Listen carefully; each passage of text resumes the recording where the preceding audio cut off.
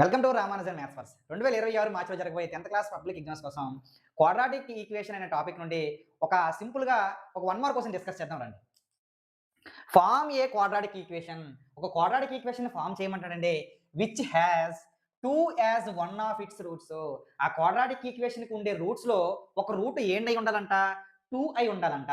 Quadratic ఈక్వేషన్‌లోనే దానికున్న రూట్స్‌లో 2 అవ్వాలి. దానికి సంబంధించిన ఒక ఈక్వేషన్ ఫార్మ్ చేయాలంటే ఎలా? కొంచెం కష్టమే కదా! చాలా సింపుల్‌గా చెప్తాను వినండి. మరి క్వాడ్రాటిక్ ఈక్వేషన్ జనరల్ ఫార్మ్ ఏంటంటే X square plus B X plus C is equal to 0. ఇప్పుడు చూడండి స్టెప్ 1గా ఎక్స్ స్క్వేర్‌కి ఎక్స్ స్క్వేర్ దించుకుంటామండి. మరి ఏ ప్లేస్‌లో ఏముందంటే 1 ఉన్నది. 1 ఉందని లెక్క. ఇప్పుడు ఈ ప్లస్‌కే ప్లస్ దించుకుంటాం. తర్వాత బి కావాలి, ఎక్స్‌కే ఎక్స్, తర్వాత సి కావాలి ఈజ్ ఈక్వల్ టు 0కే 0. ఇప్పుడు ఏటి చేద్దామంటే ఆల్రెడీ ఒక రూట్ ఇచ్చారు కదా! ఆ రూట్ ఏంటంట 2. దానికి సింబల్ ప్లస్ అండి. ఇక్కడ +2 అయితే ఇక్కడ -2 తీసుకోండి. -2 తీసుకోండి. తర్వాత ఇంకొక రూట్‌గా మీకు నచ్చిన నంబర్ తీసుకోండి. కానీ 2 కన్నా పెద్దదవ్వాలి. మీకు నచ్చిన నంబర్ తీసుకోండి. నాకు నచ్చిన నంబర్‌ని తీసుకుంటున్నాను. +7 అది ప్లస్ దగ్గర తీసుకోవాలండి. +7 తీసుకోవాలి. +7 కాదు +5, +7, +8, +10 మీకు నచ్చిన నంబర్ తీసుకోండి. కానీ ప్లస్ తీసుకోవాలి.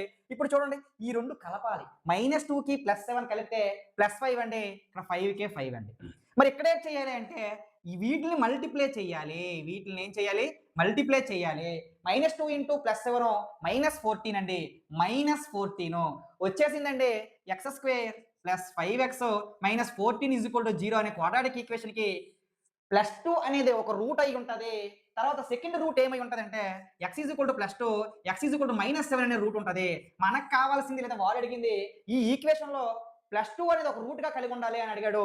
ఆల్రెడీ ఒక రూట్ కలిగి ఉంది. ఈ విధంగా సింపుల్‌గా మనం చేయొచ్చు. ఈ టాపిక్‌కి సంబంధించిన 4 మార్క్స్ అనేది చాలా సింపుల్‌గా ఎక్స్‌ప్లెయిన్ చేసి చెప్పాను. ఫస్ట్ కామెంట్‌లో ఛానల్ లింక్ ఇచ్చాను యూజ్ చేసుకోండి. జై హింద్.